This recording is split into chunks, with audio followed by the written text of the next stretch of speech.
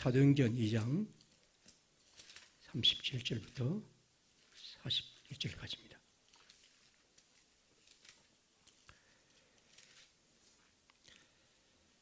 그들이 이 말을 듣고 마음에 찔려 베드로와 다른 사도들에게 물어 이르되 형제들아 우리가 어찌할꼬 하거늘 베드로가 이르되 너희가 회개하여 각각 예수 그리스도 이름으로 세례를 받고 죄 사함을 받으라.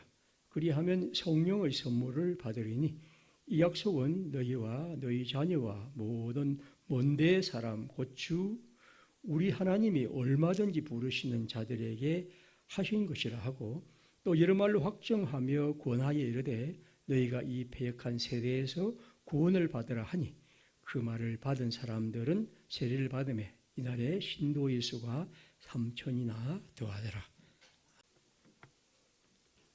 교회의 절기로 성령 강림절은 굉장히 중요한 절기입니다. 그 기간이 1년의 절반이란 의미도 그렇지만 어떤 의미에서 우리가 예수 그리스도 우리 하나님이 우리 가운데 선물로 오신 이 성령의 능력을 힘입어 살아가는 것은 우리들의 삶에 가장 중요한 힘이기 때문입니다. 만약 그리스도인들이 성령의 능력과 힘을 힘입어 살아가지 않으면 그건 그리스도인이 아니라고 말할 수 있죠. 그래서 바울은 로마서에서 말하기를 누구든지 그리스도의 영이 없으면 그리스도의 사람이 아니라 그렇게 말하는 적도 있습니다.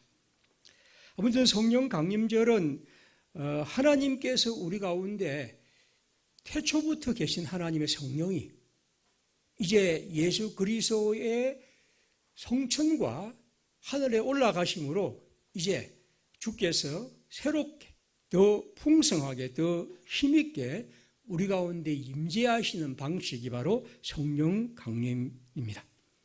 오늘 사도행전 2장은 잘 아는 대로 이 성령 강림절에 대한 오순절의 얘기를 우리가 처음에 보고 계속해서 이어지는 얘기가 오늘 37절에 있는 얘기입니다.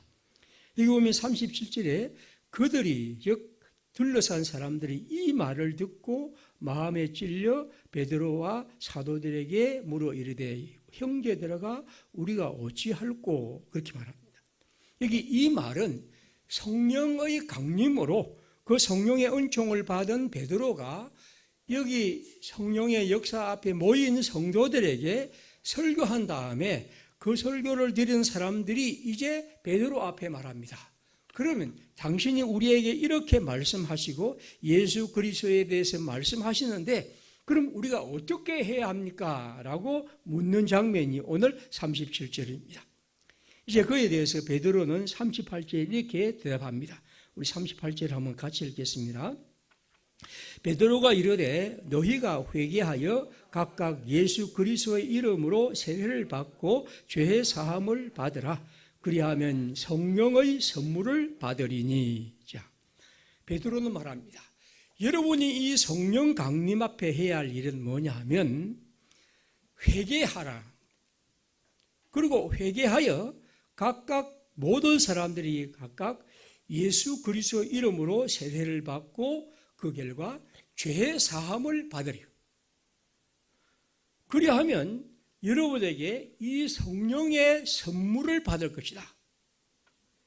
이 성령의 선물이라는 것은 하나님이 이런 우리에게 성령이 내리시는 선물이 있을 것인데 그 선물을 받게 될 것이다. 그럼 여기서 성령의 선물이 뭘까? 우리가 한 대로 37장 30절 계속 이어가고 여기 40절에 이렇게 말합니다. 이 여러 말로 하고 나에 이르되 너희가 이 패역한 세대에서 구원을 받으라. 결국 성령의 선물은 이 패역한 세대에서 하나님의 구원을 받는 것이죠. 하나님은 하나님의 백성들에게 지금 구원의 선물을 주는데 성령의 선물이 바로 구원을 받는 것입니다. 그래서 38절부터 40절까지 이어지는 이 말씀은 결국 하나님의 백성들이 이 성령 임재, 성령 강림 앞에서 성령의 선물을 받기 위해 우리는 회개하여 죄 사함을 받게 되고, 그리하여 하나님이 주시는 성령의 선물인 구원의 은총에 이르게 된다는 사실입니다. 여러분, 이 성경을 읽어보면 베드로는 지금 성도들에게 이렇게 말합니다. 우리가 이것을 구원이라고 말할 수도 있고, 또 달리 말하면 38절에 있는 것처럼 죄사함이라고도 말할 수 있습니다. 죄사함. 죄사함. 그리스도 예수는 우리에게 죄사함을 줍니다. 여러분, 우리 모두가 죄가 가득한 사람이지만 이 죄가 사해지는 은혜는 성령이 우리에게 주시는 것입니다. 죄의 용서는, 즉 죄의 사함은 바로 하나님의 백성들에게 성령이 부으시는 진정 하나님의 은총입니다. 만약 여러분, 우리가 죄의 용서와 사함이 없다면 하나님의 구원에 이룰 수 없고, 우리는 그런 이 세상에서 하나님의 사람으로 살 수가 없습니다. 어떤 구원과 죄 사함은 내가 이룬 것이 아니고 하나님의 백성들에게 하나님이 거저 주시는 은혜이죠. 그래서 우리가 그것을 용서라고 말하고 죄 사함이라고 말합니다. 여러분, 그리스도인의 구원의 시작은 죄 사함, 용서, 그것에서 시작합니다. 시편 130편은 말합니다. 이스라엘아, 너 여호와를 바랄지어다. 여호와께서는 인자하심과 풍성한 속량이 있습니다. 그가 이스라엘을 그의 모든 죄악에서 속량하시리로다. 그분의 속량, 그분의 모든 죄에서 우리를 사해 주시는 은혜가 하나님의 백성의 시작입니다. 우리가 여기에서 우리가 다른 생각을 품으면 하나님의 구원에 이룰 수 없는 것입니다. 모든 것은 하나님의 용서에서 시작합니다. 그렇기 때문에 우리에게는 아담의 죄든지 우리의 죄든지, 죄는 우리를 막다른 골목으로 끌고 가고, 우리의 범죄는 이제 어쩔 수 없는 최후의 심판으로 몰아넣는 그런 함정이 아니라 오히려 죄의 넘어 하나님의 은총과 용서와 사죄가 있다. 그리고 우리는 그걸 통해서 우리의 삶이 새롭게 시작하는 거죠. 그러니까 우리가 이 성경을 통해서 기억할 첫 번째 사실은 예수 그리스도의 성령의 은총을 통해 우리는 내가 주님 안에서 이런 죄 용서와 사함을 받았다는 사실을 선물로 받는 것입니다. 이건 하나님의 성령이 가르쳐 주시는 것입니다. 이건 누가 설명하고 설득하고 논리로 설명한 문제가 아니고, 하나님의 성령이 하나님의 백성들에게 하나님이 너의 죄를 사하고 너를 깨끗하게 하고 너를 용서하며 너를 의롭게 하고 너를 구원하였다는 그 음성을 우리에게 들려주시는 것. 오늘 베드로 성도들에게 말합니다. 하나님의 성령이 지금 여러분이 하나님을 향하여 마음을 열고 주님께 다가갈 때 주님은 그런 음성을 여러분에게 확신과 기쁨으로 들려주실 것이다. 그러므로 우리 모든 성도들은 항상 하나님이 우리에게 주시는 용서와 죄 사함에 대한 기쁨과 감사와 확신으로 살아가는 거죠. 이것이 이 성경이 말하는 성령 강림절에 하나님이 우리에게 주시는 선물입니다. 이 선물은 하나님이 거저 주시는 것인데, 우리는 우리 마음을 열고 그 하나님이 주시는 용서와 죄 사함의 은총을 받아들이는 것. 그래서 내가 하나님이 오늘 40절에 말하는 것처럼 이 패역한 세대에서 구원을 받는 하나님의 사람으로 내가 서 있다. 내가 그렇게 살아가고 있다.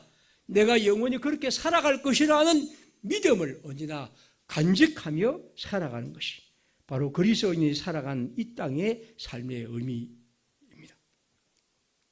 그러므로 하나님의 용서와 죄 사함의 의지는 거저 주신 것이고, 우리는 그 거저 주시는 은혜 속에서 내가 의롭게 되고 주의 사람으로 살아갑니다.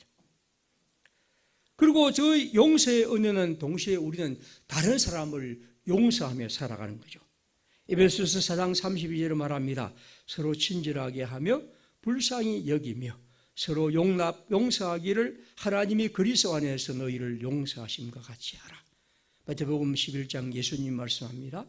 서서 기도할 때 아무에게나 아무 혐의가 있거든 용서하라.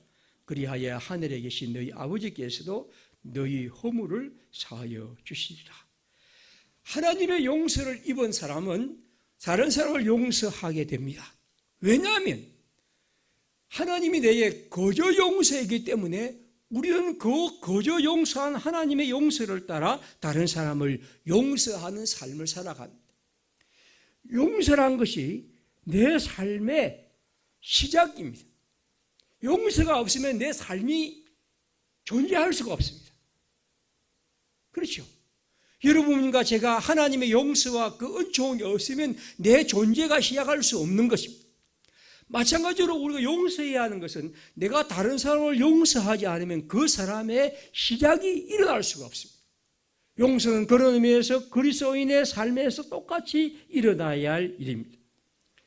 요한복음 20장 22절에서 예수님은 부활 이후에 이렇게 말씀합니다. 이 말씀을 하시고 그들을 향하여 숨을 내쉬며 성령을 받으라.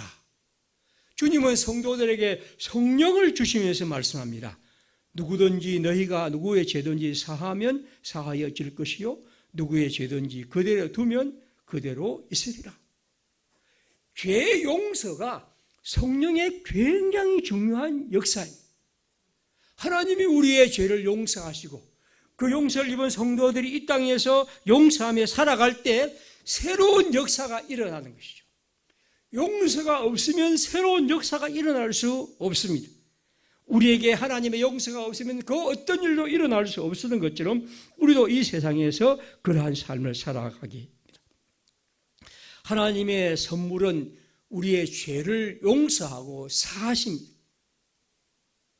그리고 그 사죄는 우리로 전혀 새로운 시작을 가능하게 하고 그리고 새로운 삶을 살게 하고 그리고 그 새로운 삶을 따라 다른 사람을 하나님의 사람을 변화시키기 위해 용서하는 삶을 살아갑니다. 용서는 그런 의미에서 그리스도 신앙의 기본적인 원리, 그것은 우리의 시작이고 계속되는 삶이고 그걸 통해서 우리는 언제나 내가 용서받은 사람으로서 용서하는 삶을 살아가야 합니다. 성령 강림처럼 하나님의 용서, 죄사함의 은혜에 감사하고 확신하고 내가 의롭게 됨을 주 앞에서 고백하고 당당해지고 그리고 우리가 그 용서의 은총을 다른 사람과 나누고 용서의 삶을 살아가고 그를 통해 하나님의 구원의 백성으로 걸어가는 것입니다. 이것이 이 초기 기독교의 최초의 신앙 고백, 성령 강림절의 얘기입니다.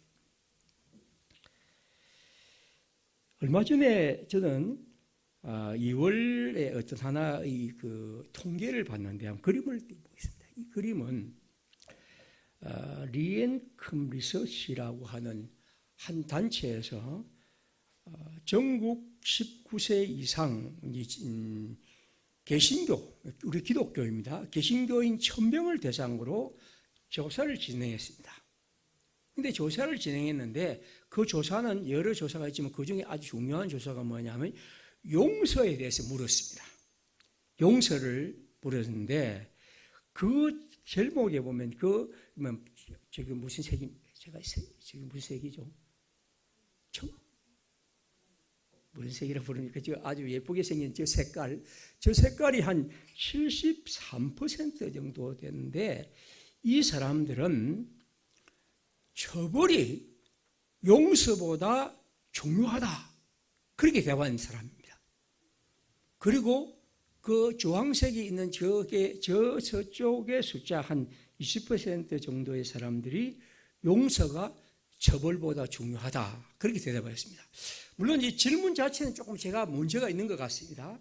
이런 방식의 질문이 과연 가능할까 하는 생각이 있지만 어쨌든 이 질문에서 기독교인들이 놀랍게도 처벌과 용서의 얘기를 갖고 처벌의 문제가 용서보다 더 중요하다 하고 그렇게 대답하는 사람이 압도적으로 많았다는 사실입니다.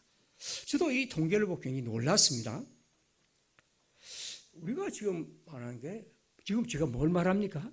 기독교 신앙이 용서와 죄 사함을 통해서 시작한다고 했는데 이 시작 문제에 대해서 어떤 의미에서 오늘날 개신교인들은 문제를 제기하고 있다는 것이죠. 물론 처벌이 필요하다고 물론 생각할 수 있지만 그래도 처벌과 용서에서 그래도 용서가 그래도 좀 더 중요하다고 생각할 것 같은데 처벌이 용서보다 더 중요하다는 사람이 왜 이렇게 많나 하는 것입니다. 그 통계는 이런 얘기를 합니다. 자신이 저지른 일에 대해서 대가를 받으며 살아야 한다 하는 대답을 굉장히 사람들이 많이 하고 이 사람들이 용서하기 어려운 죄로 특별히 요즘 많이 생각하는 학교 폭력에 대한 얘기를 하면서 이 사람들은 용서하지 안 된다 하는 사람이 굉장히 많고 그 다음에 이제 아동 성폭력범 그 다음에 이 일본의 전범국의 성노예로 하는 이런 자들 뭐 이런 사람에 대한 그런 건 절대 용서하지 않는다 그런 얘기를 이제 답을 합니다. 제가 이 얘기를 말씀을 드린 것은 오늘날 많은 사람들 가운데 용서란 이 문제에 대해서 이제 이 설문지의 문제는 있지만 어쨌든 사람들에게 용서란 문제에 대해 사람들이 뭔가 받아들이기 힘든 생각들을 굉장히 많이 갖고 있다는 것이죠. 아마 여러분들도 이 통계에 대해서 그렇지라는 생각을 가질 수 있겠습니다. 왜냐하면 오늘날 우리들은 용서가 상당히 남용하고 용서를 마구 말하고 그리고 용서 때문에 일어나는 여러 얘기를 우리는 수없이 많이 보기 때문입니다. 그래서 우리는 용서를 값싼 용서라 그렇게 얘기를 하면서 용서가 굉장히 오용되고 있다는 생각을 우리는 많이 갖게 되죠.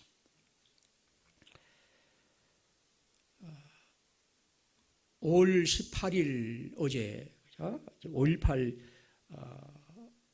우리나라의 공식은 5.18 민주화 운동이고 저는 5.18 광주 민중항쟁이라고 부르는데 44돌입니다. 44년. 전두환 육군 소장이 총칼로 광주 지역에 있는 또 전남 지역의 수많은 사람들을 학살하고 그리고 그걸 통해서 결국 군사 정권을 세운 그런 비극적인 날입니다. 전쟁도 아닌데 군인들이 총을 들고 칼을 들고 세상에 나서고 그리고 탱크를 몰고 아스팔트에 진입하고 그걸 가지고 사람들을 겨누고 직접 쏘고 심지어 헬리콥터를 갖고 난사했다고 합니다. 있을 수 없는 일이죠. 지금 저보다 좀 젊은 시대의 여러분들은 어떻게 보면 세월호나 혹은 이태원 참사 같은 이런 것이 마음에 크게 남아있지만 저로서는 그보다는 광주항쟁이 훨씬 더 마음에 많이 남아있습니다. 왜냐하면 제가 그때 막 이제 군대를 제대하고 복학하고 그 다음에 대학교 한 4학년 때였거든요. 그리고 실제로 부모항쟁 때 이러저런 일들이 있었고 그리고 그 다음에 이제 80년대 그 탱크가 진입하고 그 다음에 해병대 공수부대 막 부산 시내 다니고 그리고 휘두르던 그런 시대 직접 부딪혔던 그런 경험이 있습니다. 그리고 그 당시에 있었던 여러 일들 갑자기 모든 언론이 잠잠하고 그 다음에 얼마 후에 이제 광주에 대한 얘기를 들었죠. 그리고 그 다음에 아주 질이 안 좋은 비디오를 보고 그 비디오를 보면서 흥분하고 가슴 아팠던 그런 생각이 많이 듭니다. 여러분, 우리가 다 모르지만 그 광주에 있었던 이 얘기는 있을 수 없는 것이고 끔찍한 일이기도 하고 동시에 우리 현대사에서 가장 중요한 사건입니다. 저는 이태원 참사나 혹은 또 세월호 참사에 대해서 마음 아파합니다. 하지만 그와는 달리 그건 그냥 하나의 진상규명의 문제고 또 그러한 어떤 불의의 문제지만 이건 한 사회의 범죄와 불의에 대해서 항거하고 저항하며 살아갔던 얘기한다면 이건 그와 차원 다른 중요한 얘기. 그런 의미에서 우리 사회가 이런 문제에 대해서 더 많이 말을 해야 하고 그 더 많이 이런 것에 대해서 그 의미를 생각해야 한다고 보죠. 어쨌든 여러분 그 사건 이후에 우리가 지금 기억하는 오늘 이 본문과 관계에서 제 가장 큰 것은 우리가 그 이후에 80년 이후에 그리고 한 90년 이제 민주화 운동 이후에 했던 것이 전두환 씨를 결국 청문회하고 그 다음에 사형을 하고 이러가서 다시 감형하고 그렇게 했던 기억을 합니다. 그리고 우리는 그를 쉽게 용서하고 또 화해하고 그렇게 끝냈던 거죠. 이게 저는 문제라고 봅니다. 왜 사람들이 용서보다 처벌의 문제를 이렇게 말할까 하는 것은 저는 우리 가운데 이 남아있는 이런 흔적들, 다시 말하면 어떤 문제에 대해서 용서를 말하면서도 우리는 용서가 그에 못지않는 용서의 조건들에 대해서 말하지 않고 따지지 않고 그 문제에 대해서 그 용서할 못할 범죄를 저지르는 자가 그 문제에서 내가 어떤 것을 잘못했고 내가 이것을 회개하고 내가 이것을 바로잡겠다는 이런 다짐과 삶의 변화가 없는데 용서하고 화해하고 감형하고 석방하고 그리고 그에게 모든 걸 돌려주어서 일어난 문제, 이것이 오늘 우리들의 문제지 않을까 하는 겁니다. 어떻게 보면 친일파의 문제도 마찬가지고 우리는 그런 문제에 대해서 화해와 용서를 그렇게 함으로써 용서와 죄사함의 진정한 의미에 이르지 못했다는 것이죠. 그래서 아직도 우리는 어떤 사람은 5.18은 북한군의 사주를 받아서 했다. 돈이나 또 뜯어내려 한다. 유가족들이.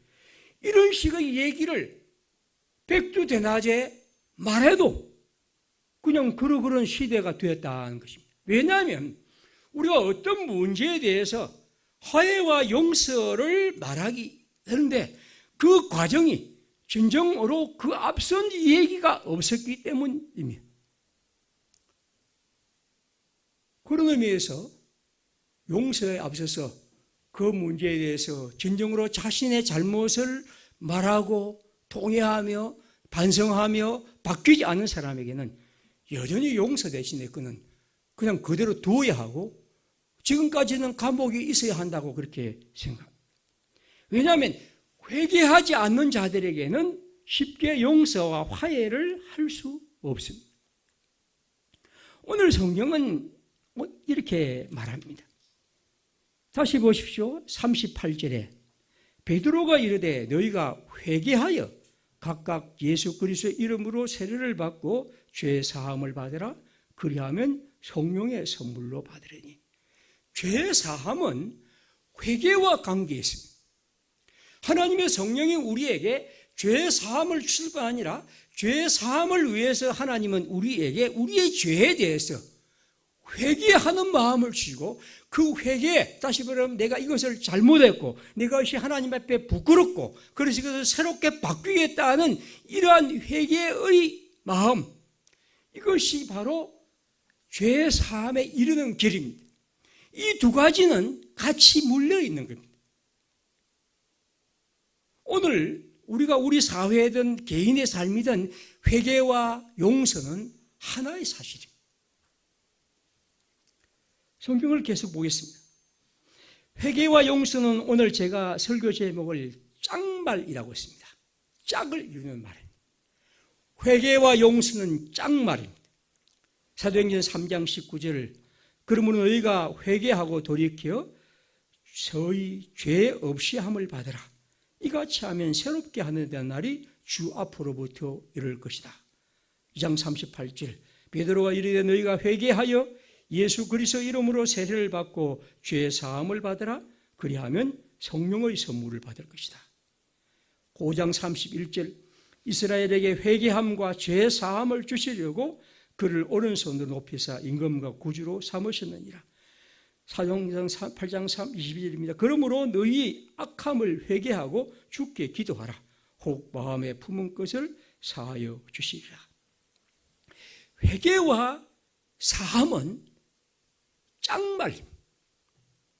이건 분리할 수 없는 말입니다. 하나의 언어가 같이 묶여있는 언어입니다. 이 둘의 연결, 바로 이것이 그리스도의 복음이고 그리스도의 복음은 이걸 통해 일어납니다.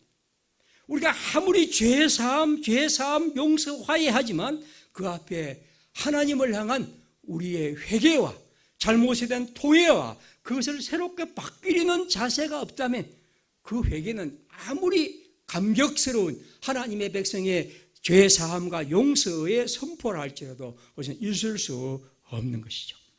이사야 55장 6절을 말합니다. 너희는 여호와를 만날 만한 때에 찾으라. 가까이 계실 때에 그를 부르라. 악인은 그 길, 불의한 자는 그의 생각을 버리고 여호와께로 돌아오라. 그리하면 그가 긍휼히 여기시리라. 우리 하나님이 께로 돌아오라. 그가 너그럽게 용서하시리라. 하나님의 긍휼과 용서는 그를 찾고 생각을 버리고 악한 자가 그의 삶을 바꿀 때에 하나님은 용서의 은총을 베풀어 주십니다.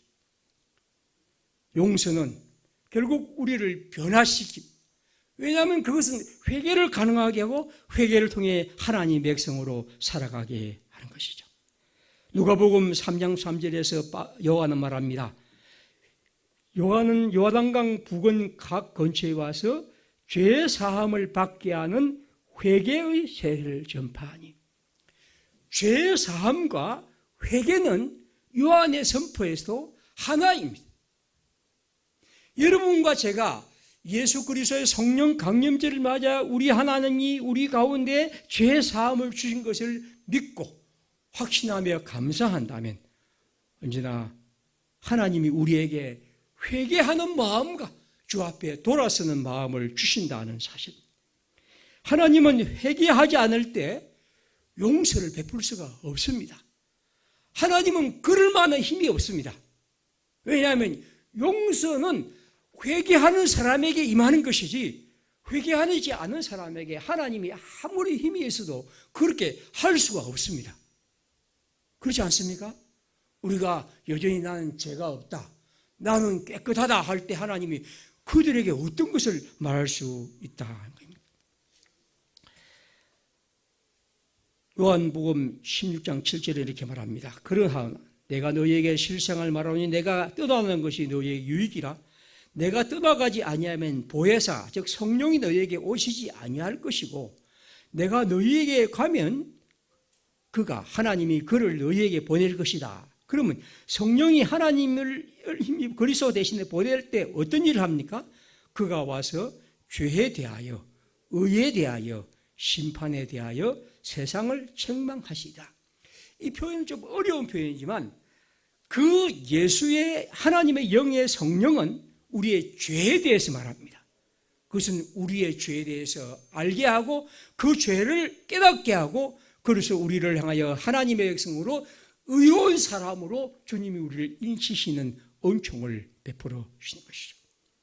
진정으로 하나님의 백성의 회개는 우리로 하나님의 사람으로 살아가게 하고 그리고 그것은 우리에게 하나님의 죄 사함과 용서가 있음을 확신하게 합니다.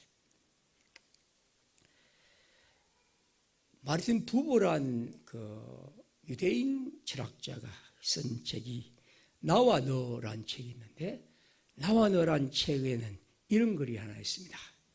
그는 인간의 근원어라고 해서 아주 기본적인 뿌리 되는 언어가 있다고 말하는데 그건 낱개의 낱말이 아니고 그 근원어는 언제나 짝말이라 그렇게 말합니다. 그리고 그 근원어의 하나, 가장 중심이 된 근원어는 그는 나, 너라고 말합니다. 물론 이런 말로 이 사람은 길게 어떻게 보면 장하게 풀어갑니다. 근데 저는 이 말에서 우리의 근원어가 짝말이란 것. 하나의 가장 중심이 되는 언어는 짝말인데 그 짝말은 나와 너라는 것이죠. 언어는 여러분, 나는 언제나 너와 함께 있습니다. 나란 존재는 너가 없으면 존재할 수가 없습니다. 나는 너와 함께 있는 겁니다. 부부는 이 너를 설명 계속 하게 될 겁니다. 어쨌든 이 세상의 모든 것들은 다 이 무수한 짝말로 이루어지죠. 가장 아름다운 것은 귀한 것들은 짝말입니다. 별것 아닌 것은 하나의 말입니다. 이를테면 우리 성경에 보면 하나님의 주권은 뭡니까? 인간의 참여가 되죠. 계속 띄워보십시오. 하나님의 주권은 그 귀중한 말은 인간의 참여와 같이 있습니다. 짝말입니다. 하나님의 예정과 선택은 언제나 인간의 순종이란 것과 같이 있습니다. 이거 짝말입니다. 예정만 있으면 이게 그 의미가 없습니다. 여러분, 이 땅에 우리가 안 들어 우리의 믿음은 언제나 우리의 행동과 같이 있습니다. 행동이 없는 믿음은 죽은 겁니다. 여러분, 우리의 하나님 나라의 종말은 하나님의 영원한 것은 언제나 현재와 같이 있습니다. 현재가 없는 영혼은 종말은 헛된 겁니다. 이건 짝말이어야 합니다. 하나님의 사랑은 언제나 공의와 정의, 하나님의 공의와 정의는 사랑과 함께 있고 이것이 짝을 이루어 하나님의 백성의 구원의 확신은 어떻습니까? 언제나 두려움과 떨림이죠. 하나님의 구원의 백성으로 우리는 확신합니다. 결국 하나님의 구원은 사라질 수 없다. 그러나 그것을 가진 사람은 언제나 두렵고 떨림으로 우리의 구원을 이루옵니다. 확신과 떨림은 하나의 짝말입니다. 하나님을 사랑하는 것과 이웃을 사랑하는 것은 짝말입니다. 여러분, 오늘 우리가 그리스도인으로서 이 세상에 살아가면서 이 두 가지의 짝말을 언제나 기억할 필요가 있습니다. 오늘 그런 의미에서 바드로는 말합니다. 예수 그리스도의 구원에 이르는 성령의 선물은 회개와 용서가 짝말이다. 하나님의 사죄의 은총은 거저 주시는 하나님의 선물입니다. 그리고 그 선물은 언제나 우리의 삶을 바뀌게 하고 우리의 부끄러움을 고백하게 하고 우리의 삶을 하나님의 사람으로 더 아름답게 살아가도록 우리의 걸음을 옮기는 것이겠죠. 이것이 하나님이 우리에게 주시는 선물이고 이것이 우리에게 하나님 주시는 구원입니다. 이 성령 강림절에 우리 모두 이 하나님의 은총에 이르러서 언제나 하나님이 우리에게 주시는 은혜에 이 의롭게 된 일에 대한 긍지와 기쁨과 감사를 안고 하나님 앞에서 우리 자신을 언제나 더 새롭게 바꾸어가고 주의 백성으로 더 돌아서고 더 새로워지는 은총, 진정 하나님의 성령의 선물이 우리 가운데 더 풍성하게 임하는 성령 강림절이기를 바랍니다. 함께 기도합시다. 우리 하나님께서 우리에게 주신 은혜를 따라 이 성령 강림절에 우리 모두 이 아름다운 짝말, 용서와 회개 그리고 그 외에 하나님의 복음의 귀한 이 아름다운 것들이 짝을 이루어 우리의 삶에서 아름답게 뿌리내리고 또 열매 맺는 복된 기회가 되도록 주님 저희와 함께 하옵소서. 기도하겠습니다.